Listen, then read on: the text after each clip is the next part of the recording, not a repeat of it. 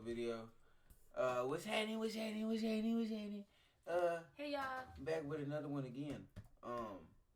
Now this one, somebody stole $18.9 million from America's biggest cash depot. I don't know who, I don't know why, and I damn sure don't know how. But we about to get into it and watch it, cause like I saw this video pop up on my feed like a couple hours ago, and I just added it to my watch later. Like whoa, might have to react to that. Whoa, what's going on there? So let's get into it. Check it out. Households over $100 million. This is the Cash Distribution Center in Los Angeles, where armored trucks come every day, transporting this cash to and from banks. These armored trucks are guarded by armed personnel, and even the drivers are armed.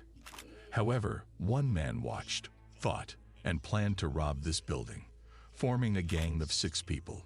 Surprisingly, none of these 6 had any criminal records or had ever stolen anything before this heist.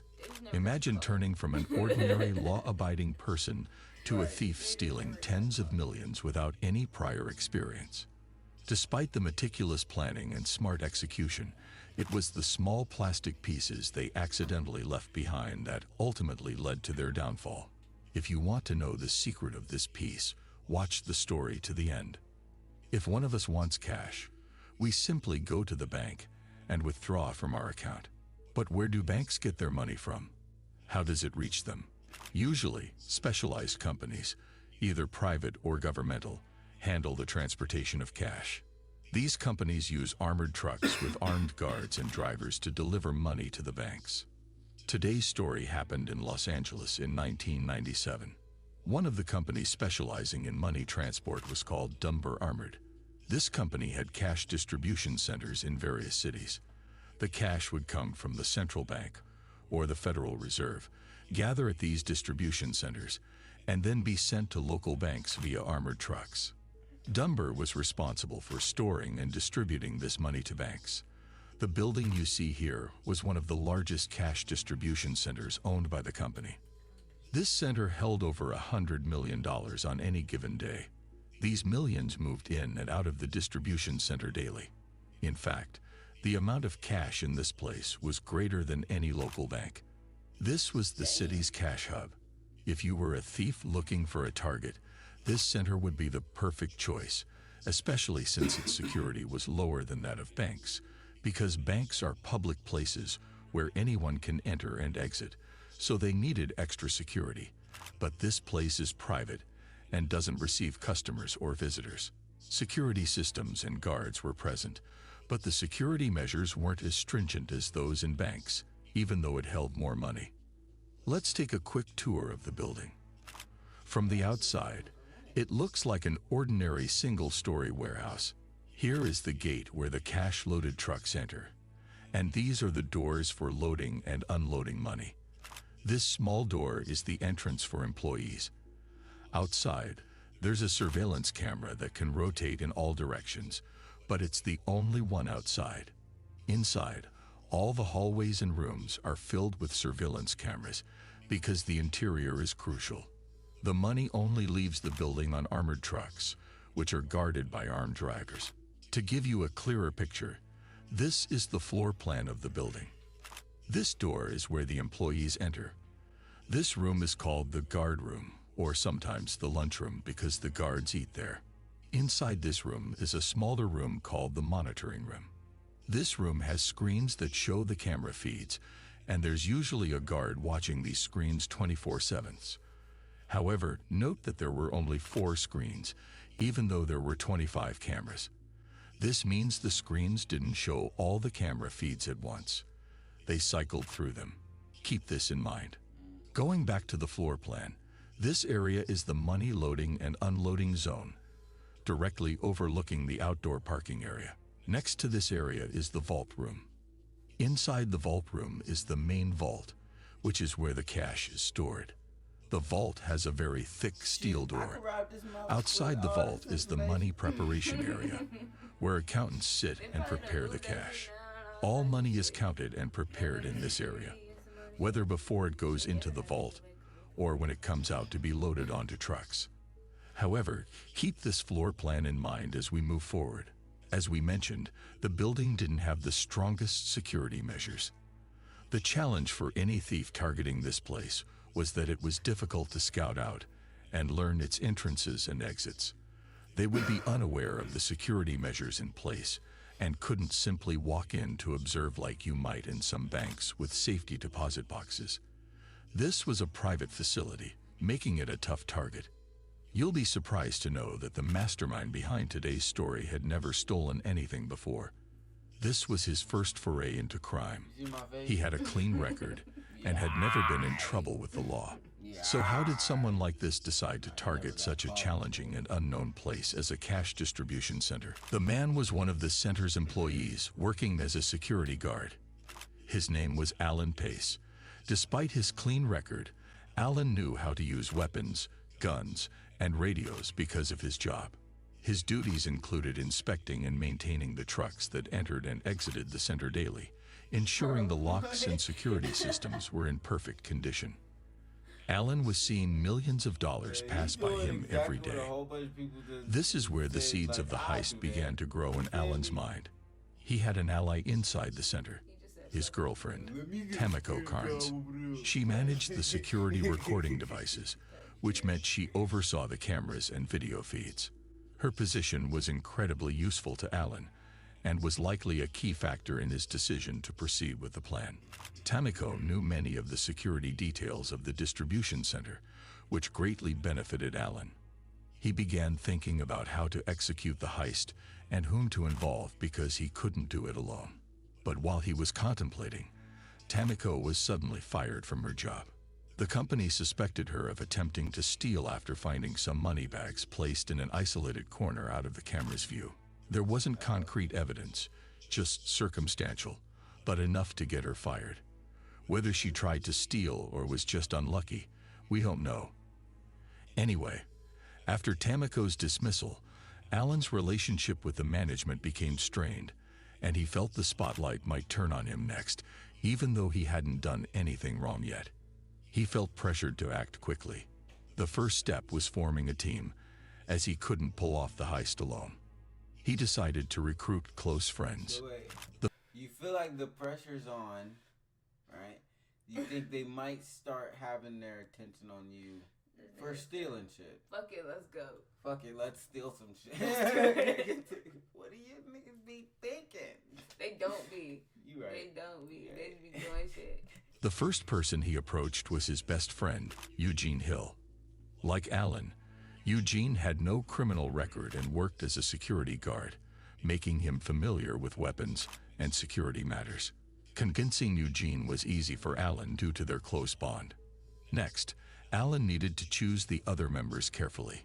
He approached two more friends, Freddie McCrary, who had been a security guard and a longtime friend since they were 10 years old, and Terry Brown, whom Alan met while he working as a security guard at a nightclub before getting the job in the Dunbar Center. Alan gathered them in a parking lot and drew a chalk diagram of the distribution center on the ground, explaining his plan in detail, how they would enter, what they would do. He spoke with confidence and intelligence, showing that he had studied the situation thoroughly. Seeing Alan's enthusiasm and confidence, the group agreed to join him. With the team of 4 assembled, all trusted friends, Alan took a bold step. He brought a camera to work and started taking pictures, pretending they were just keepsakes. He photographed colleagues and accountants in the vault room and various areas of the center. His goal was to provide his team with a clear idea of the layout, the locations of the cameras, and the faces of the employees they might encounter. Although risky, Alan's insider status made it plausible. Even if someone saw him taking pictures, they wouldn't suspect anything. After gathering all this information, Alan drew a detailed floor plan and met with his team again, explaining exactly how they would execute the heist. The plan was as follows. They would use 2 vehicles. The first would be a regular sedan, and the second a small rental truck. They would park the sedan a short distance from the distribution center, then all get into the truck and drive to the center. Hi, we're Visible. Get set to travel this summer with a wireless plan that'll keep you connected on the go. They would enter the building using a key that Alan had, executing the heist on a Friday night, the night before the weekend. This night was ideal because it was the time when the center held the most money, and security was minimal due to the upcoming weekend. During this night, the vault door would be left open as the accountants would be counting and placing money into the vault. Due to the large volume of cash, the vault door wasn't constantly opened and closed. It was simply left open. Once inside, they would avoid the surveillance cameras. Alan knew. What? What the fuck? Excuse me? Bro, what? There's so much money, we just leave the vault door open. Like, man, why close it? Like, Oh my god. see, This can't be that's why y'all real. got robbed. Like, Y'all this is deserve to get real? robbed. They deserve to get robbed. That's actually The location and angles of every camera. There would only be one guard on duty that night, and Alan knew exactly when this guard took his dinner break. They would enter during this time to surprise him. After securing the guard, they would head to the vault room where the accountants and a monitor would be. The monitor had a button under the table that, if pressed, would trigger an alarm and summon the police. It was crucial to capture the monitor before he had a chance to press the button. Once they restrained all the employees, the final step was to enter the vault, take the money, and load it into their truck. They had to ensure they didn't take any newly printed money or cash in sequential serial numbers, as these would be easily traceable. Their target was only the older bills, which was a critical point of the plan. Alan would guide them on which money to take and which to leave since he knew the place inside out. Afterward, they realized that they will need another member, so they brought in Thomas Johnson, a friend who also worked in security. Now, the team consisted of 5 security guards, including Alan and his closest friends. Every day, they reviewed the plan. Y'all are all entrusted to guard and protect But they don't pay them enough. the money. They don't pay them enough. Right there. If you got security guards, make sure they paid handsomely because them might They might band rob you. together and rob the hell out you. This shit is 5 crazy, security bro. guards pulling off a heist is hilarious. Plan, studying the floor plan and the timing and movements required. They even memorized the faces of the employees to distinguish between the guard, the accountants, and the monitor. They wanted to be 100% prepared. Alan instructed them to wear all black, with masks and gloves to conceal their identities. Although they had no intention of harming anyone, they armed themselves in case of emergencies. The sight of weapons would also make the employees more compliant. To avoid detection, timing their movements with the cameras was crucial. There were 25 cameras inside the building, but only 4 screens in the monitoring room, which cycled through the camera feed every 10 seconds. Thanks to Tamiko's insider information, they knew exactly when each camera would be live on the monitors, allowing them to avoid detection. Alan trained his team professionally, calculating the speed and distance needed to cross each corridor. Every movement had to be precise. Everything was going according to plan. By September 1997, they were ready to execute the heist. Alan wanted to wait until the end of the month to ensure his team was fully prepared. However, a surprise twist occurred. Alan was suddenly fired from his job and had to return his keys immediately. Fuck that. In a rush, You don't even work Alan there no made more. copies of the keys before handing them back to the company. This accelerated their timeline. He called his team and told them they would execute the plan the following Friday, September 12, 1997. Preparations began immediately. Alan asked Eugene, his closest friend, to rent the truck they would use, which was a small to medium-sized vehicle. Alan also needed an alibi since he was recently fired and would be a suspect if anything happened. Eugene suggested they attend a large family party with many relatives and friends. They would slip out during the party to execute the heist and then return quickly. This way, numerous witnesses could vouch for their presence at the party. We have reached the day of the operation, which is Friday, September 12, 1997. Alan and his companions gathered at Eugene's house and began to review the plan once more.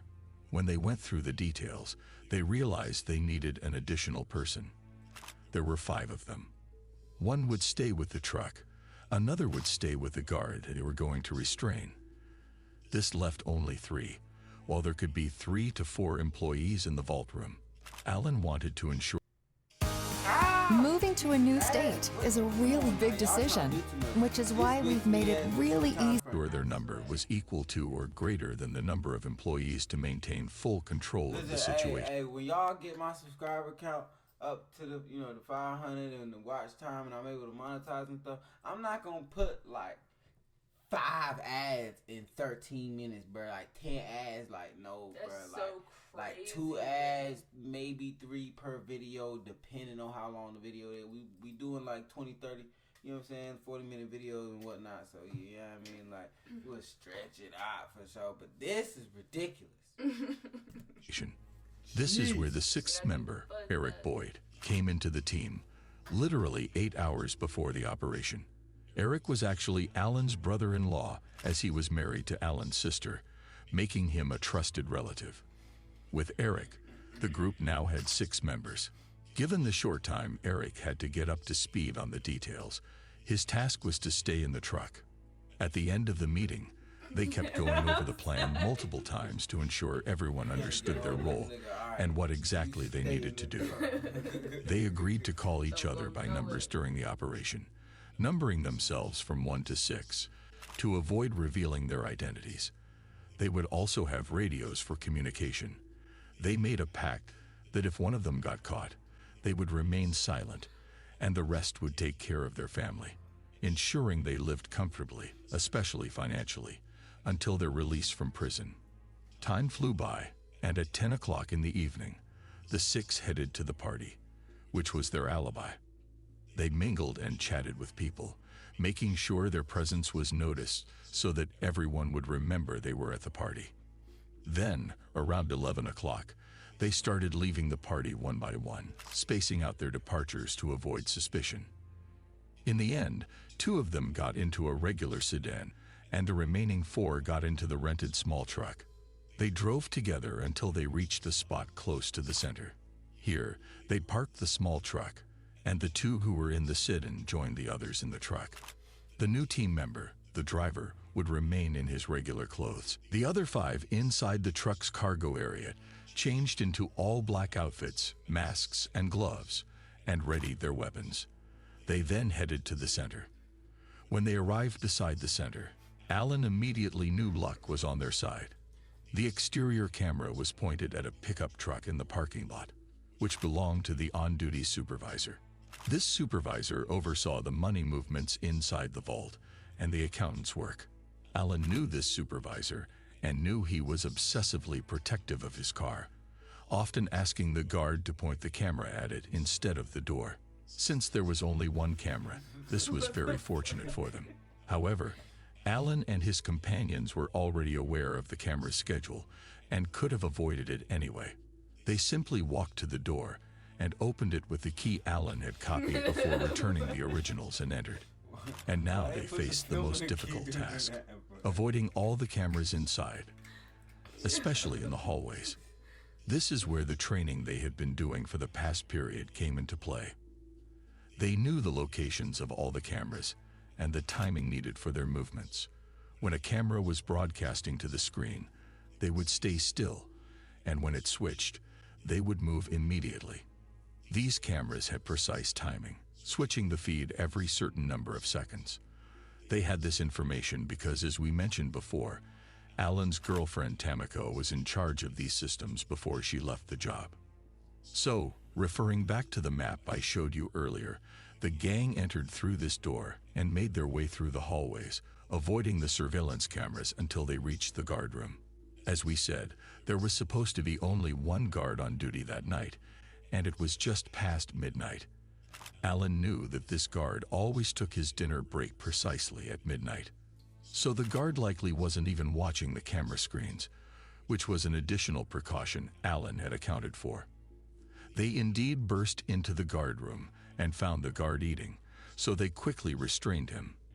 This meant they didn't really need to avoid the cameras after all, since the guard was eating and not monitoring the screens.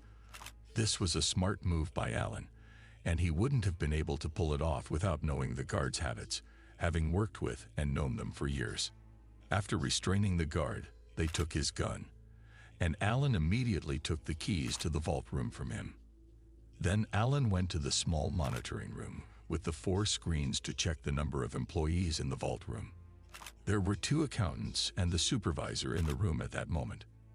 Everything was going according to plan, but no matter how much you plan, there are always unforeseen events. At that moment, another guard entered the building. This guard was one of the truck drivers, and truck drivers weren't supposed to enter the building at this time. The truck deliveries should have been finished, and all the drivers should have gone home.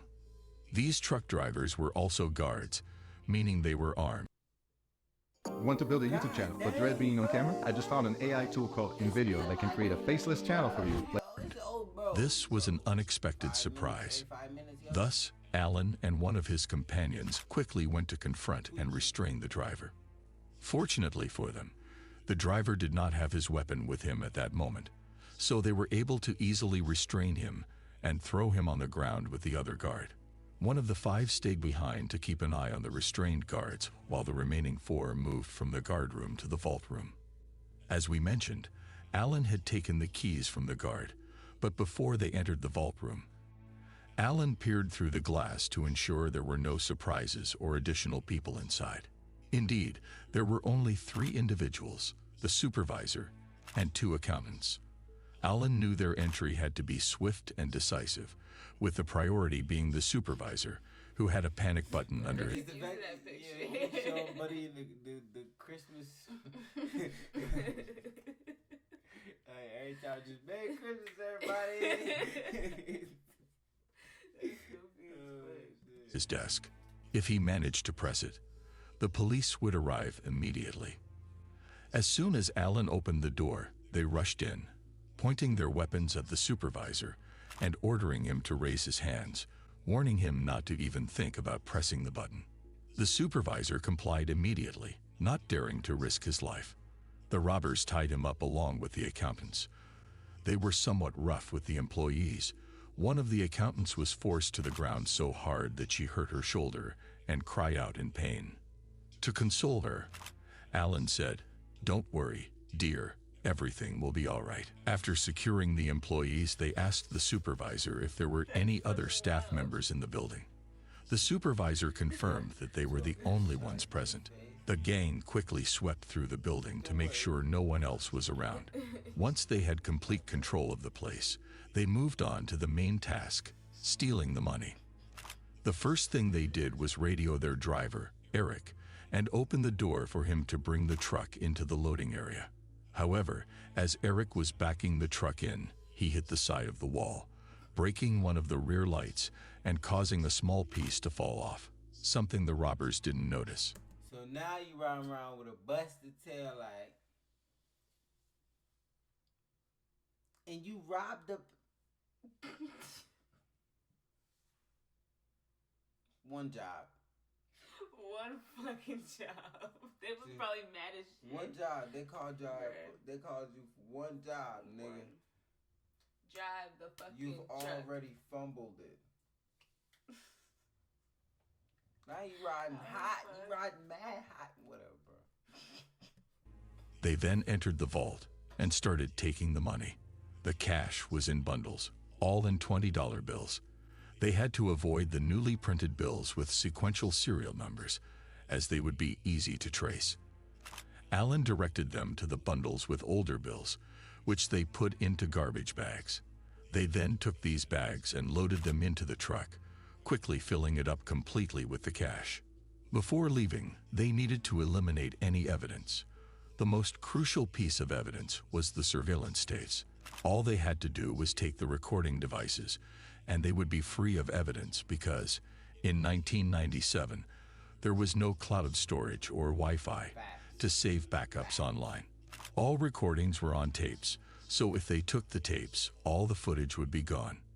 They took the entire recording device from the monitoring room with the screens.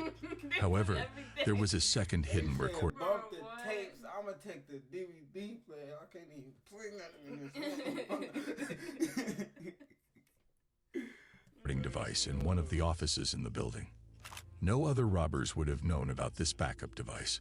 But once again, because Alan's girlfriend, Tamiko, was in charge of these systems, she knew all the secrets and had informed Alan about the second device. Indeed, Alan went to that office, found the device, and took it. The robbers took the recording devices and tapes with them, leaving no trace behind. The next step was to sabotage the door lock. Remember, they had entered using a key. To prevent the police from discovering they used a key, they damaged the lock to make it look broken, further distancing suspicion from Alan. With everything done, it was time to escape, but they faced a problem.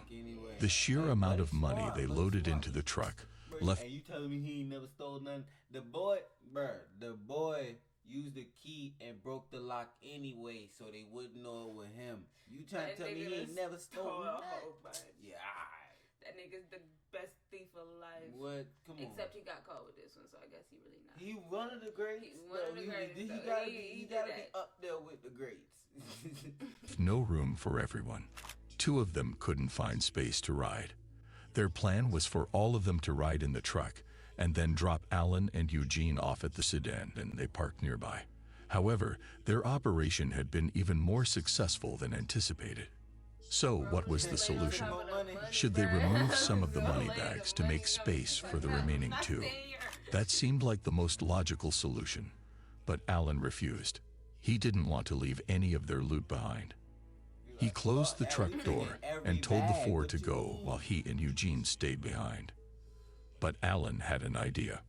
Remember the supervisor's pickup truck parked outside? Alan decided to take it. He went to the bound supervisor, took the truck keys from his pocket. So we just stole a bunch of money. Let's ride off in a U-Haul with a busted tail light and a stolen truck. This was a great idea, guys. The plan was good. The execution was horrible. The execution was ass. Horrible. Hey yo, it's just like y'all was smooth. They was smooth about like a whole bunch of stuff, but then key moments, like these key moments, backing the truck into a wall. We got too much money, we can't fit. Fuck, steal the truck. I'm like, no. I'll walk. I'll walk.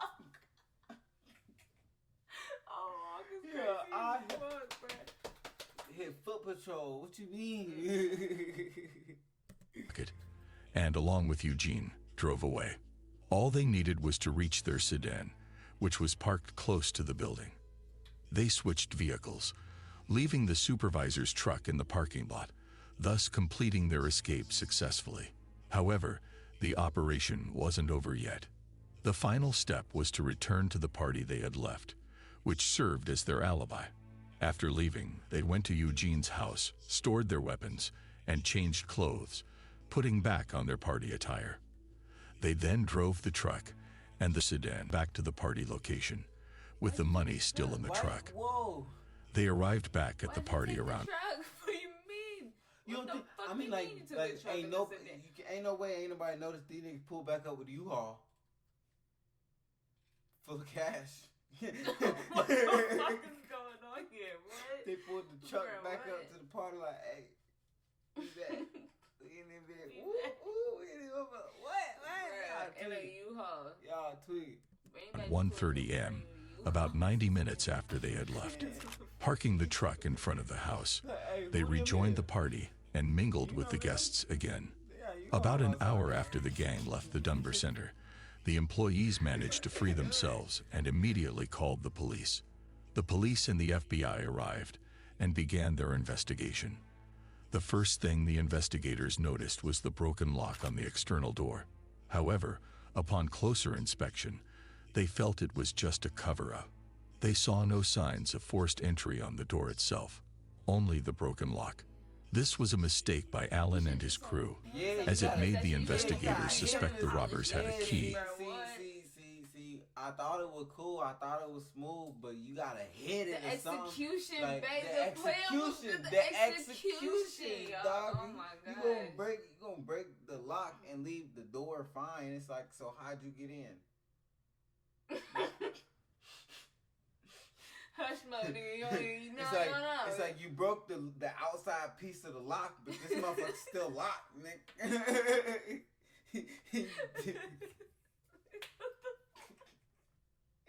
Hey, yo. The execution was so bad. Dog. Oh my The gosh. execution. Indicating an inside job.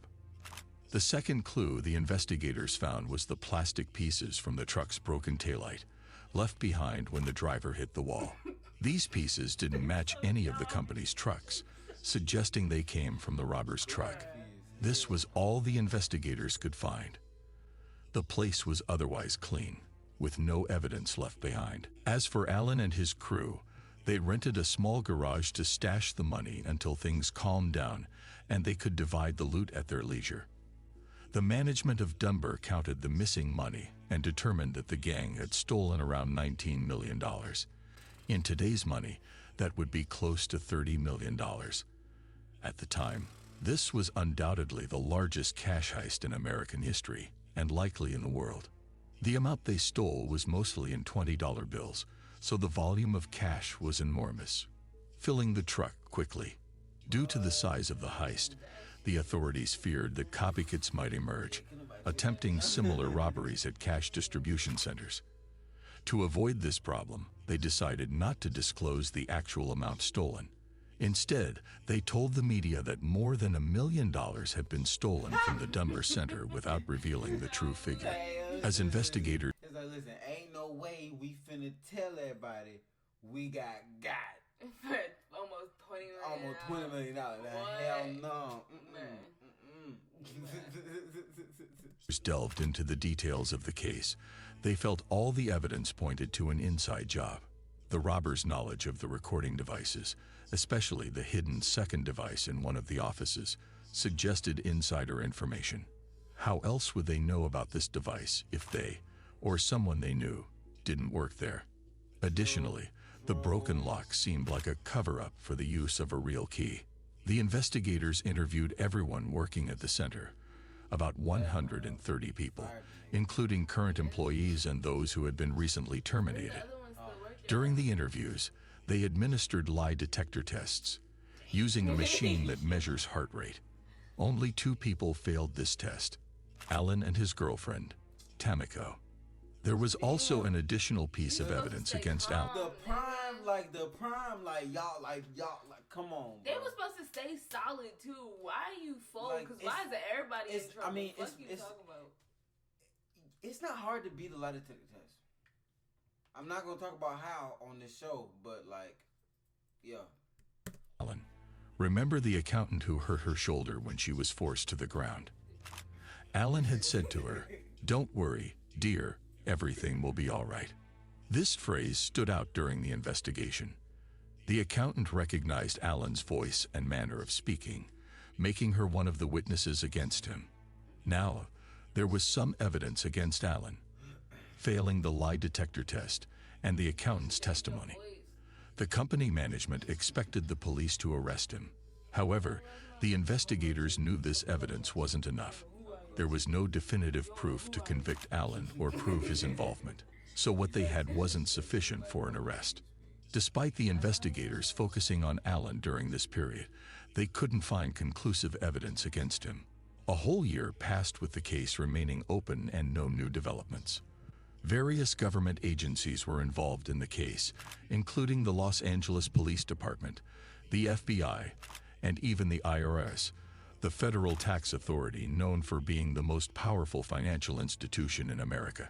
Tracking money was their specialty, but all these efforts yielded no results.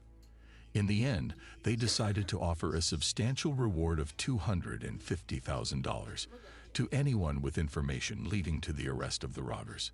The difficulties faced by the investigators and agencies in tracking the stolen money were due to Allen's cleverness. After the heist, Allen distributed the money among his accomplices and emphasized the need for caution in spending it. The dumbest thing they could do would be to buy luxury cars, mansions, or take extravagant trips around the world. Actions that would attract attention. They had to be smart and only spend small amounts as needed, especially during the ongoing intense investigation. One of the smart moves Allen made was to open a business in the entertainment sector, which served as a front for laundering their money. This allowed them to use the stolen money more comfortably. For those unfamiliar with money laundering, it involves taking the stolen money and recording it as income from their business operations or profits, even paying taxes on it, making it appear legitimate in the eyes of the law. This is essentially how money laundering works. Even with money laundering, it had to be done gradually. They couldn't suddenly inject millions into their business. They would launder tens of thousands each month and could eventually pull out $100,000 or $200,000, but not millions. Moving millions at once would draw attention. The process was slow, but the key was safety. Due to this caution, the gang remained under the radar for a full 2 years. 2 years passed, and the investigators had no way to catch them. Allen and his associates felt they had evaded the authorities for good. But unfortunately, one of them let his guard down and brought disaster upon them all. That person was Eugene, Allen's closest friend and the first to join the team. After all this time, Eugene felt they had gotten away with it. Eugene took $100,000 in cash from their loot and went to a real estate office to buy land as an investment. The money was still bundled with Dunbar's straps, which was a remarkably foolish mistake. Eugene didn't expect the real estate agent to be suspicious of the money. He thought the whole thing had blown over after 2 years. However, the agent's alarm... Yo, he left the original wraps on the bread. Take that shit off, put some fucking rubber bands on that Like, bitch. you What? pulled You're off the tripping. biggest cash heist in American history. You gotta And you see. leave a bank name on it. Yo, you tweaking. Alarm bells went off immediately upon seeing the cash, but he didn't show his suspicion to Eugene. He knew about the $250,000 reward for information leading to the capture of the robbers. The real estate agent had Eugene sign the purchase papers and completed the transaction without raising any suspicions. After Eugene left, the agent called the police. Investigators, along with employees from Dunbar, came to examine the money. After inspecting it, they confirmed that the straps on the money were indeed from the day of the heist, as they had dates stamped on them in small print, September 11. The date is stamped on them in small print. Nigga. He's like, yeah, I'm gonna just go buy some land with this stolen money that look like stolen money, and it is stolen money, and it got the fact that it's stolen money written on it. They're so dumb. Oh my Execution! Execution, people. Stay 10 Jesus. toes. This nigga really likes And 12/1997, the exact days of the robbery. With their attention now focused on Eugene, investigators began looking into his connections, friends, and family. They quickly discovered his association with Allen, whom they had already suspected. This gave them a small list of suspects. They also noticed that Eugene had been writing checks from his sister's bank account, despite her not having enough income to support such transactions. This was additional evidence of money laundering. The critical piece of evidence was the red plastic fragment that broke off the truck light during the heist. Investigators determined it came from a rented truck and identified the make and model. They gathered rental records from all rental companies in the area that rented out such trucks. It took some time, but they eventually found Eugene's name in the rental records. He had rented the truck on September 12, the day of the heist, and returned it on September 13, the day after. With clear and conclusive evidence against Eugene, the investigators went to his house, arrested him, and took him to the station for questioning. Despite the gang's agreement that if anyone got caught, they would stay silent and the others would take care of their family, reality was different under the pressure of interrogation. The investigators told Eugene that if he didn't confess and reveal details of the operation and his accomplices, his sister would be implicated because of the checks he had written from her account. She would be accused of aiding in money laundering and theft, which was a serious charge. Faced with a tough choice, Eugene ultimately chose family over friends. He confessed everything, detailing his role in the heist and exposing the identities of all his accomplices. The investigation continued for several months, and during this time, all 6 members of the gang were arrested. Eventually, they were all tried for theft and money laundering. Allen's associates turned on him, pointing fingers and testifying in court that he was the mastermind behind the operation and the one who convinced them to join him. As the leader and planner of the heist, Allen received the harshest sentence, 24 years in prison. His accomplices received much lighter sentences, ranging from 10 to 12 years. Allen's biggest regret was involving his friend Eugene. Eugene was his closest friend and the first person he brought into the operation. Yet, in the end, his dearest friend turned out to be the most knave member of the team. His foolish mistake of taking the money to the real estate office was what brought them down. But there was a silver lining for them. The FBI managed to recover only $7 million of the $19 million that was stolen. This meant that $12 million remained unaccounted for. All the gang members served their sentences and were eventually released from prison. The last member was supposed to be released just last year. The remaining $12 million that the FBI couldn't find likely still belonged to them. Despite the many years they spent in prison, they came out knowing they were still millionaires. And with that, we've reached the end. GG's. They stole it. They did the time because they got caught, but they hid the money. They hid the money. They was still on top of their So shit. now, probably today, they chilling somewhere. You dig what I'm saying? Like, on an island, on their own TT. You feel me? Type time. And listen, I love it for them. Now, I don't support thievery. Oh, There you go. It's fine. I don't support thievery and whatnot, but you feel me? Like they did their time. You feel me? So it's up. You know what I'm saying? That's their reward for doing the time. No, It's not. That don't make No. sense. that's their reward for putting the work in to steal it, and they've already suffered the consequences of stealing. Yeah. So it's like you There feel we go. me? That's what I was trying to say. They got the money. It's cool. Whatever. Woo. You know, the bank was insured anyway. They got all their monies back. You feel me? Like, they ain't steal from the people. You do what I'm saying? So, cool beans. Hey, I ain't gonna lie, but their execution was trash.